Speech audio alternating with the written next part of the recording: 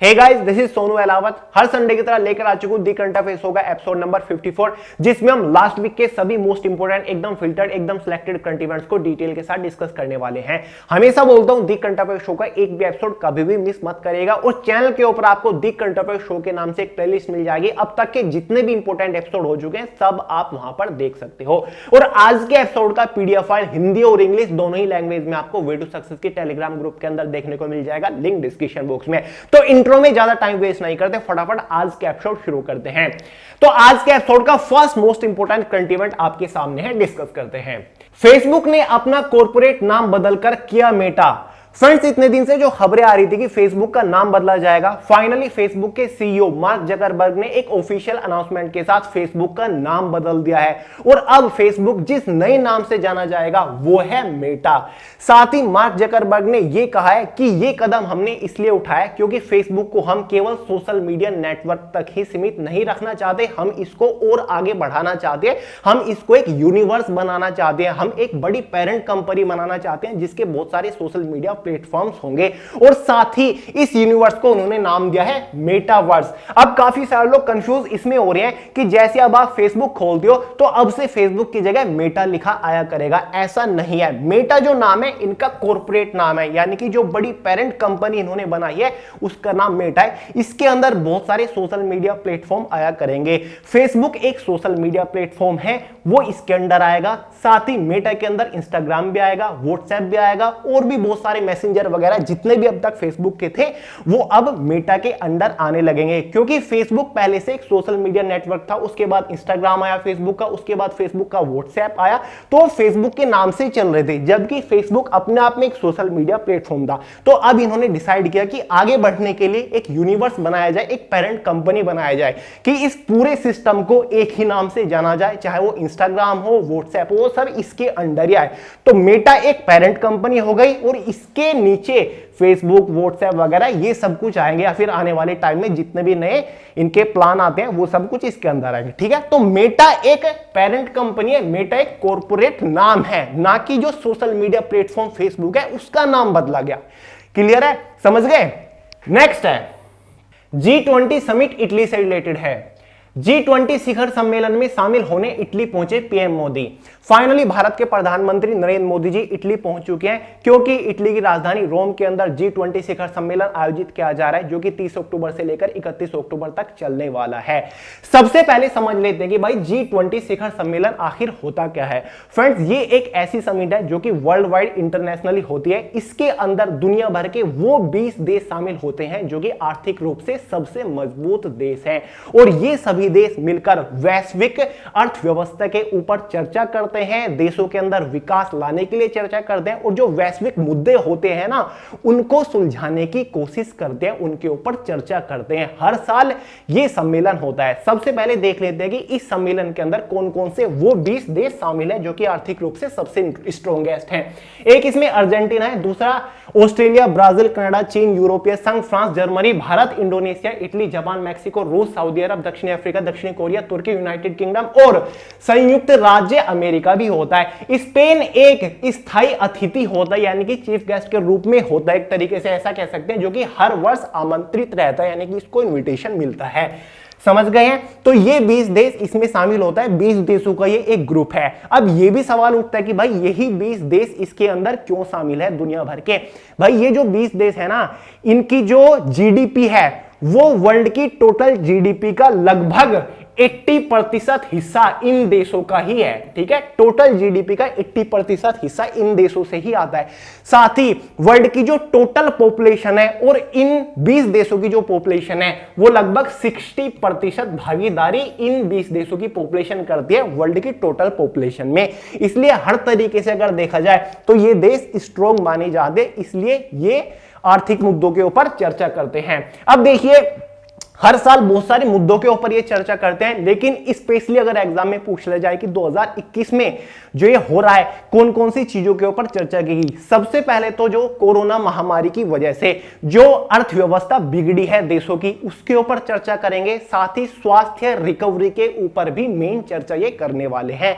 और इंपॉर्टेंट ये भी है कि ये कौन सा सम्मेलन इस बार हो रहा है। सबसे पहले तो 2020 वाला ये सम्मेलन हो रहा है, क्योंकि 2020 में कोविड-19 की वजह से सम्मेलन नहीं हो पाया था, और ये 16वां सम्मेलन है, 16वां सम्मेलन ये हो रहा है। और ठीक है, G20 को वर्ल्ड इकोनॉमिक्स इंजन भी कहा जाता है। G20 को क्या कहा जाता है? वर्ल्ड इकोनॉमिक्स इंजन कहा जाता है। साथ ही हर साल कौन कौन से मुद्दे कवर किए जाते हैं, इस बार किन मुद्दों के ऊपर फोकस हो गया मैंने बता दिया, लेकिन और कौन कौन से मुद्दे कवर किए जाते हैं? वित्तीय बाजार के ऊपर यहां पर कवर किया जाता है, कर एवं राज्य कोषीय नीति, व्यापार के ऊपर बात होती है, कृषि, रोजगार, ऊर्जा के ऊपर चर्चा होती है, भ्रष्टाचार के खिलाफ लड़ाई के ऊपर चर्चा होती है, साथ ही रोजगार बाजार में महिलाओं की उन्नति पे चर्चा होती है, सतत विकास एजेंडा 2030 के ऊपर चर्चा होती है, जलवायु परिवर्तन, वैश्विक स्वास्थ्य, आतंकवाद, समावेशी उद्यमशीलता, इनके ऊपर चर्चा हर साल होती है। ठीक है, समझ गए क्या होता है G20 और कहां पर हो रहा है, कौन इसको होस्ट कर रहा है? इटली कर रहा है, और इटली के रोम में इसके हो रहा है, और ये 31 अक्टूबर दोपहर तक चलेगा। और इसके बाद जो भारत के प्रधानमंत्री नरेंद्र मोदी जी है वो ब्रिटेन के लिए रवाना हो गए, क्योंकि ब्रिटेन के स्कॉटलैंड में एक शहर पड़ता है ग्लासगो, यहां पर एक और सम्मेलन होगा जिसको COP26 बोला गया, यानी कि क्लाइमेट चेंज।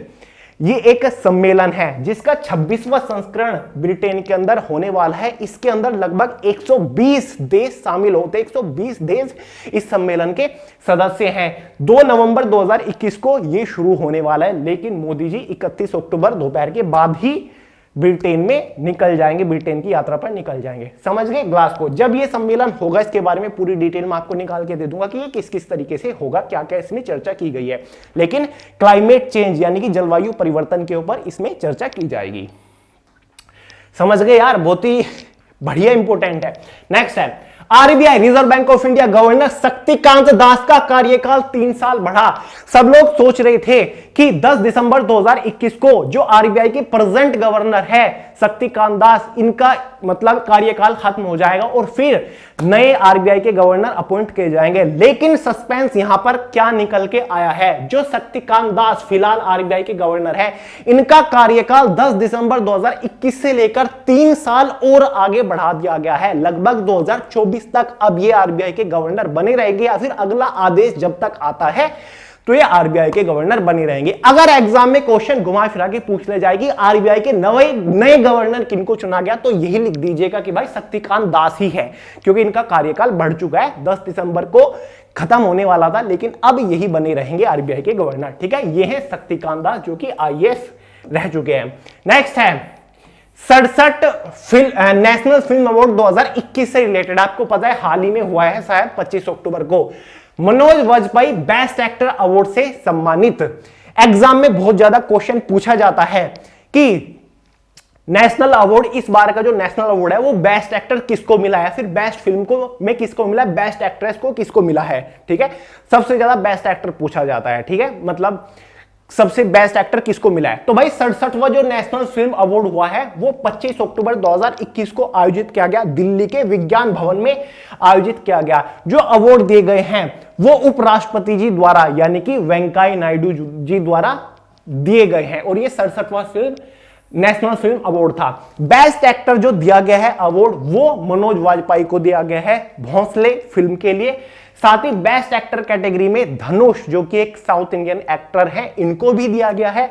और साथ ही बेस्ट एक्ट्रेस किस एक्ट्रेस को दिया गया, बॉलीवुड की कंगना रनौत को ये बेस्ट एक्ट्रेस का दिया गया है, पंगा फिल्म, और साथ ही इनकी एक फिल्म आई थी मणिकर्णिका, उन दोनों फिल्म के लिए इनको बेस्ट एक्ट्रेस का नेशनल अवार्ड। भाई देखिए इंडिया के अंदर नेशनल अवार्ड बहुत मायने रखते हैं। फिल्म फेयर है, लेकिन छोड़िए बहुत अवार्ड होते हैं, लेकिन सबसे ज्यादा जो मायने रखता है वो होता है नेशनल अवार्ड। सब अवार्ड बदनाम है कि ऐसे होता है, पहले पता चल जाता है किसको मिलेगा। ठीक है, उनको छोड़िए, लेकिन एग्जाम के पॉइंट ऑफ व्यू से नेशनल अवार्ड सबसे ज्यादा इंपॉर्टेंट होता है तो इसलिए याद रखिएगा बेस्ट एक्टर मनोज वाजपेयी और साथ ही धनुष को भी मिला है और बेस्ट एक्ट्रेस कंगना रनौत को मिला है। 25 अक्टूबर 2021 को दिल्ली के विज्ञान भवन में 67वां नेशनल अवार्ड आयोजित किया गया।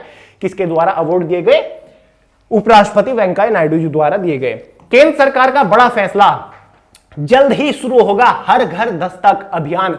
अभियान का नाम नोट डाउन करिए, अभी नोटबुक में नोट डाउन करिए, हर घर दस्तक। ये एक अभियान शुरू होने वाला है। भारत के प्रधानमंत्री नरेंद्र मोदी जी ने ऑफिशियली अनाउंसमेंट करके बताया है कि जल्द ही एक बहुत बड़े लेवल के ऊपर हम अभियान शुरू करने वाले हैं, हर घर दस्तक। अब एग्जाम में क्वेश्चन बन सकते हैं कि हर घर दस्तक जो अभियान हाल ही में केंद्र सरकार ने शुरू किया, ये किससे रिलेटेड है? ये रिलेट करता है वैक्सीनेशन से, यानी कि इस अभियान के थ्रू घर घर जाकर वैक्सीनेशन कंप्लीट किया जाएगा। इसको आप कह सकते हो डोर टू डोर वैक्सीनेशन के लिए हर घर दस्तक अभियान केंद्र सरकार ने शुरू किया है। फ्रेंड्स, भारत के अंदर लगभग 33 करोड़ लोगों की दोनों डोज का वैक्सीनेशन कंप्लीट हो चुका है, 2 डोज। साथ ही 77 करोड़ लोगों को 1 डोज मिल चुके हैं। तो जिनकी दूसरी डोज मिलनी है, जिन लोग को दूसरी डोज लेनी है, उनके घर जाकर ही वैक्सीनेट किया जाएगा उनको, और जिन लोग को अभी तक फर्स्ट डोज भी नहीं लगी है, उनको भी पहली डोज घर जाकर ही लगाई जाएंगी। और केंद्र सरकार ने यह जिम्मेदारी दे दी है राज्य सरकार को कि इसके ऊपर अमल किया जाए और जल्दी से जल्दी स्वास्थ्य कर्मियों को सक्रिय किया जाए और घर घर जाकर वैक्सीनेट कंप्लीट किया जाए। हर घर दस्तक इस अभियान का नाम है, डोर टू डोर वैक्सीनेशन है। समझ गए ना? इतने फिल्टर्ड, इतने सिलेक्टेड करंट इवेंट्स कोई नहीं लाएगा आपके लिए। डेली मैं भी ला सकता हूं, लेकिन हर संडे लेकर आता हूं कि पूरे हफ्ते के कवर हो जाए एक ही दिन। 31 अक्टूबर को राष्ट्रीय एकता दिवस मनाया जाता है। इंग्लिश में इसको बोलेंगे नेशनल यूनिटी डे। आज ही 31 अक्टूबर है और आप सभी को राष्ट्रीय एकता दिवस की बधाई भी है, ठीक है, और इसको आगे बढ़ावा भी दिया जाए, मैं ये आपसे रिक्वेस्ट करता हूं, ठीक है। 31 अक्टूबर आज है नेशनल यूनिटी डे। भारत के अंदर मनाया जाता है, राष्ट्रीय एकता दिवस मनाया जाता है। यह दिवस क्यों मनाया जाता है? क्योंकि आज ही के दिन जो एकता के प्रतीक माने जाते हैं ना, सरदार वल्लभ भाई पटेल, इनका जन्म हुआ था। इनका जन्म कब हुआ था एग्जाम में अगर पूछ ले जाए तो याद रखिएगा 31 अक्टूबर 1875 को इनका शायद गुजरात के अंदर ही जन्म हुआ था। क्लियर है? राष्ट्रीय एकता दिवस की शुरुआत 31 अक्टूबर 2000 को दिल्ली से की गई थी। 2014 से राष्ट्रीय एकता दिवस की शुरुआत हुई थी, क्योंकि एकता के प्रतीक लौह पुरुष भी इनको बोला जाता है। इनको इसलिए माना जाता है क्योंकि इन्होंने भारत की एकता बनाए रखने के लिए बहुत ज्यादा अच्छे काम किया है और बहुत जबरदस्त इन्होंने योगदान दिया है, और भारत के पहले उप प्रधानमंत्री और पहले वित्त मंत्री भी रह चुके हैं सरदार वल्लभ भाई पटेल जी। याद रहेगा, इंपॉर्टेंट है ये बहुत ज्यादा, ठीक है। नेशनल यूनिटी डे हर साल एक अलग थीम रखते हैं, थीम तो नहीं होता लेकिन डेडिकेट कर दे। अभी तक इसका जो थीम होना चाहिए 2021 के लिए वो अनाउंस नहीं हुआ है। जब अनाउंस होगा अगले एपिसोड में आपको कवर करा दूंगा। फिलहाल याद रखिएगा 31 अक्टूबर को दिवस मनाया जाता है। इन्होंने जो एकता में अपना योगदान दिया, ठीक है, उनको याद करने के लिए और साथ ही इनको सम्मान प्रदान करने के लिए और इनके जन्म दिवस को सेलिब्रेट करने के लिए हर साल 31 अक्टूबर को नेशनल यूनिटी डे 2014 से मनाया जा रहा है। और गुजरात के अंदर unity of statute of unity भी है, जो कि दुनिया का सबसे हाइट वाला स्टैचू है। बेसिक सी चीजें यार पता होगी आपको।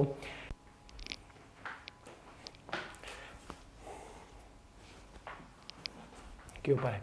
नेक्स्ट है 29 अक्टूबर को विश्व भर में विश्व स्ट्रोक दिवस मनाया जाता है। इंग्लिश में इसको वर्ल्ड स्ट्रोक डे बोला जाएगा।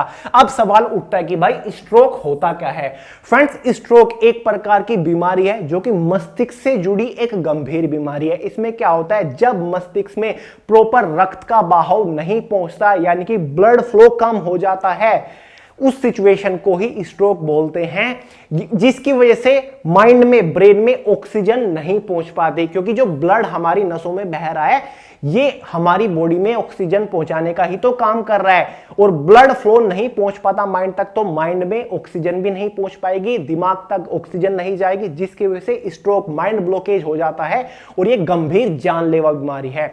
इस बीमारी के प्रति लोगों को जागरूक किया जाता है कि ये गंभीर बीमारी है, इसके लक्षण क्या है, लोगों को समझाया जाता है और समय रहते इसका प्रॉपर इलाज भी कराया जाए, इसलिए लोगों के अंदर ये अवेयरनेस फैलाई जाती है। इसलिए हर साल 29 अक्टूबर को एक अलग थीम के साथ world wide world stroke day celebrate किया जाता है, यानी कि मनाया जाता है। थीम देख लेते हैं इस बार क्या था। थीम देखिए, लर्न द साइंस से it's a stroke and save precious time.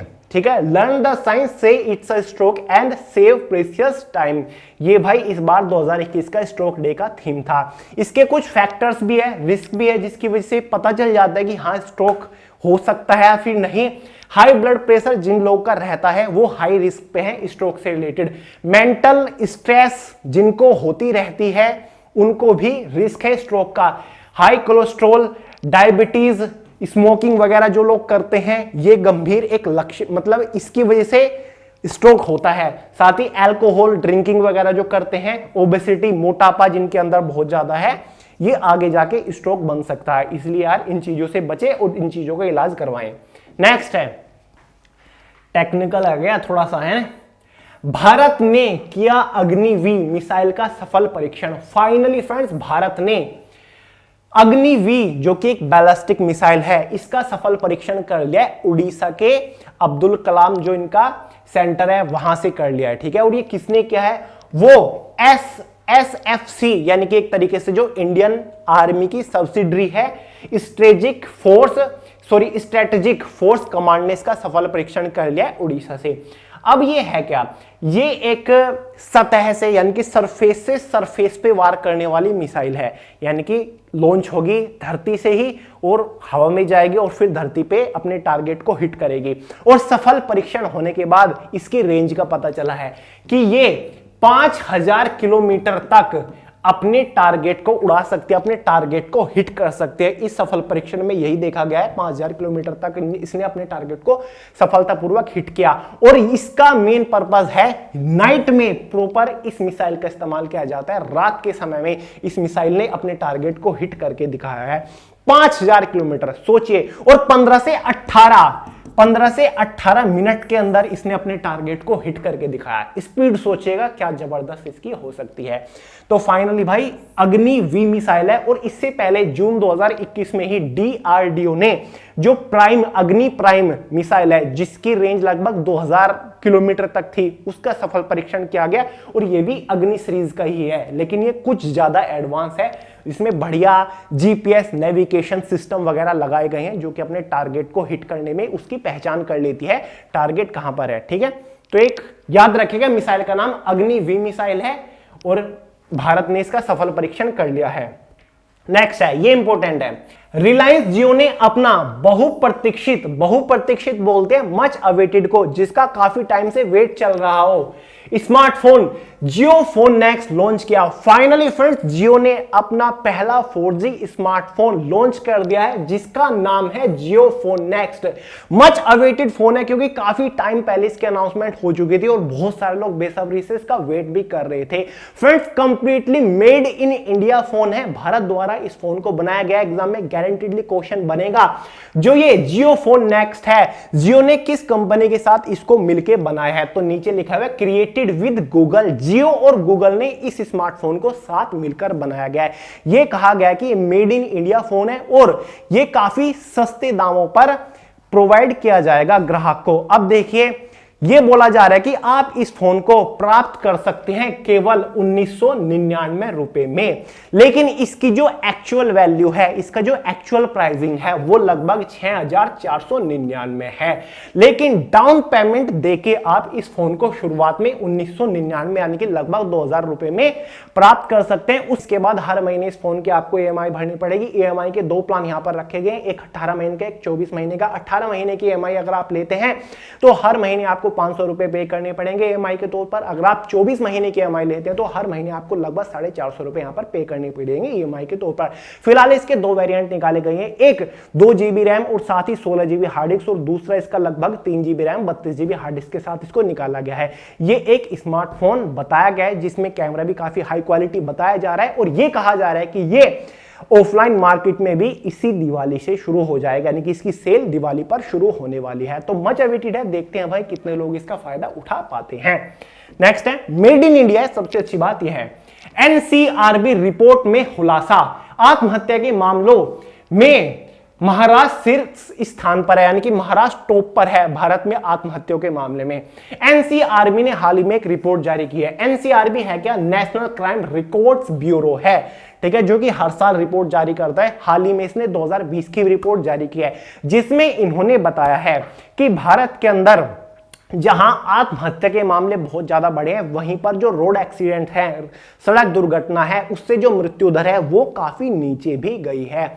यह कहा गया है जो भारत के अंदर 2020 में टोटल मृत्यु हुई है आत्महत्या से रिलेटेड, लोगों ने आत्महत्या की है, वो देखिए लगभग 1,53,052 मामले आत्महत्या के आए हैं। रोजाना अगर हम एवरेज निकाले तो लगभग 418 लोग आत्महत्या कर रहे हैं, 418 लोग सुसाइड कर रहे हैं, और 2020 में 1,53,000 लोगों ने आत्महत्या की। यार बहुत गंभीर विषय है ये एक।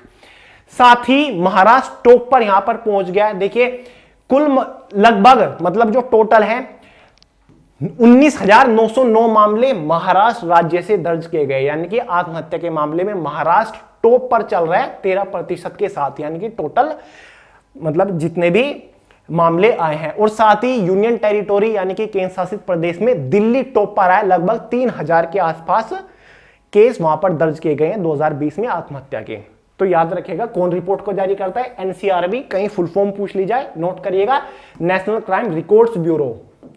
नेक्स्ट चलते हैं भाई, सऊदी अरब ने लॉन्च किया नेशनल इंफ्रास्ट्रक्चर फंड। एग्जाम में अगर यह पूछ जाए हाल ही में किस देश ने नेशनल इंफ्रास्ट्रक्चर फंड लॉन्च किया, तो आप सीधा सीधा आंसर लगा दोगे सऊदी अरब। और सऊदी अरब ने यह कदम इसलिए उठाया क्योंकि सऊदी अरब देश के अंदर विकास लेकर आना चाहता है, देश को बहुत ही स्पीड से विकसित करना चाहते हैं। जो किसी भी देश की बैकबोन होती है ना, उसको विकासशील बनाने के लिए, जैसे कि उस देश का एजुकेशन सिस्टम, उस देश का जो हेल्थ सिस्टम होता है, उन चीजों को और भी विकासशील बनाना चाहता है, उनके ऊपर ध्यान केंद्रित करने के लिए, उनको फंड प्रोवाइड करने के लिए यह कदम उठाया है सऊदी अरब ने। नेशनल इंफ्रास्ट्रक्चर फंड का कदम उठाया। देखिए नीचे मैंने लिख दिए सभी चीज। यह नेशनल इंफ्रास्ट्रक्चर फंड राष्ट्रीय अवसंचार कोष अपने देश में जल, परिवहन, ऊर्जा, शिक्षा, स्वास्थ्य, डिजिटल अवसंरचना और संचार में निवेश करेगा। यानी कि जो फंड होगा, जो देश की बैकबोन होती है, जैसे कि जल वगैरह, पानी वगैरह, साथ ही परिवहन जो उसका होता है ट्रांसपोर्टेशन सिस्टम, साथ ही energy system, education system, health system, साथ ही डिजिटलाइजेशन, इन सभी चीजों में इन्वेस्ट करेगा, उन सभी चीजों में विकास लेकर आएगा और देश जिसकी वजह से और भी आगे जाएगा। डेफिनेटली इस चीज को देखकर बहुत सारे डिफरेंट कंट्रीज भी अपने देश में नेशनल इंफ्रास्ट्रक्चर फंड लॉन्च करेंगे। देख लीजिएगा, भारत में बात चल रही है। नेक्स्ट है, सुपरस्टार रजनीकांत को दादा साहेब फाल्के अवार्ड से सम्मानित किया गया। हाल ही में फ्रेंड्स 2019 का Dada Saheb Phalke award all category में द लीजेंड रजनीकांत जी को दिया गया है। गारंटेडली एग्जाम में फर्स्ट शिफ्ट में फर्स्ट ही क्वेश्चन बनेगा कि हाल ही में 2019 का दादा साहेब फाल्के अवार्ड किसको दिया गया है, किसको दादा साहेब फाल्के अवार्ड से सम्मानित किया गया है। तो सीधा सीधा आंसर हो जाएगा रजनीकांत, जो हाल ही में दिल्ली के विज्ञान भवन में 67वां नेशनल अवार्ड हुआ है, उसी में दादा साहेब फाल्के रजनीकांत जी को दिया गया है उपराष्ट्रपति वेंकैया नायडू जी द्वारा। नेक्स्ट है, हरियाणा ने की मुफ्त शिक्षा योजना की घोषणा। भारत का पहला एक ऐसा राज्य बन गया हरियाणा जिसने ये जबरदस्त कदम उठाया है। हरियाणा ने मुफ्त शिक्षा योजना शुरू कर दी है।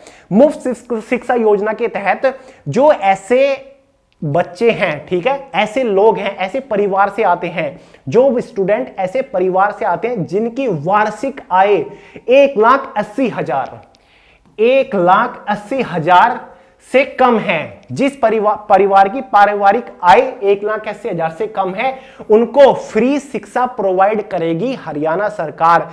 LKG से लेकर पोस्ट ग्रेजुएशन तक उनकी जो एजुकेशन फीस है, एजुकेशन का खर्च है, उसको हरियाणा सरकार ही स्पॉन्सर करने वाली है। तो बहुत बढ़िया कदम है, बहुत जबरदस्त कदम हरियाणा सरकार ने उठाया है मुफ्त शिक्षा योजना लॉन्च करके। याद रहेगा किस राज्य ने मुफ्त शिक्षा योजना लॉन्च की? हरियाणा सरकार ने। नेक्स्ट है, अमेरिका ने की अफगानिस्तान के लोगों के लिए $144 मिलियन की मानवीय सहायता की घोषणा। एग्जाम में ऐसे अक्सर क्वेश्चन बनते रहते कि किस देश ने किस देश की कितनी मदद की? तो फाइनली अमेरिका ने भाई घोषणा कर दिया है कि वो अफगानिस्तान के लोगों के लिए 144 मिलियन डॉलर की मानवीय मदद करने जा रहे हैं। यानी कि कोविड-19 से जो क्राइसिस आया और साथ ही तालिबान की वजह से जो अफगानिस्तान के लोग झेल रहे हैं, ठीक है, साथ ही स्वास्थ्य से रिलेटेड चीजें, साथ ही भूखमरी, ये सब चीज झेल रहे हैं, इसको देखते हैं अमेरिका मदद करने जा रही है अफगानिस्तान के लोगों की 144 मिलियन डॉलर की। क्वेश्चन बनेगा, अफगानिस्तान के लोगों की किस देश ने मदद की? अमेरिका ने। कितनी मदद की? 144 मिलियन डॉलर, ठीक है, बात डॉलर की हो रही है, समझ गए? तो ये लास्ट करंट इवेंट था आज के एपिसोड का। अब बात करते हैं मोस्ट इंपोर्टेंट करंट इवेंट की, जिसका आंसर आपको कमेंट करके देना है। देखते हैं कितने लोग इसका आंसर दे पाते हैं। पूछू क्वेश्चन, देखिएगा यहां पर पीछे ये क्वेश्चन है आसियान इंडिया समिट से रिलेटेड है। प्रधानमंत्री नरेंद्र मोदी ने आसियान शिखर सम्मेलन में हिस्सा लिया। हाल ही में भाई आसियान शिखर सम्मेलन हुआ है, इसमें प्रधानमंत्री नरेंद्र मोदी जी ने वर्चुअल यानी कि वीडियो कॉन्फ्रेंसिंग के जरिए हिस्सा लिया है, ठीक है। तो अब आपको कमेंट करके यह बताना है कि जो आसियान शिखर सम्मेलन है ये इस बार कौन सा आसियान शिखर सम्मेलन था, जैसे कि 18वां, 20वां, 30वां, 17वां, जोन सा भी था, आपको कमेंट करके बताना है।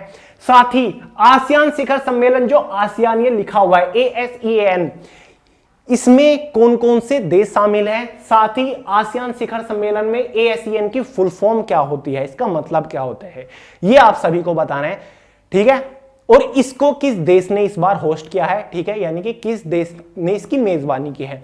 तो ये 4-5 चीजें आपको बतानी है।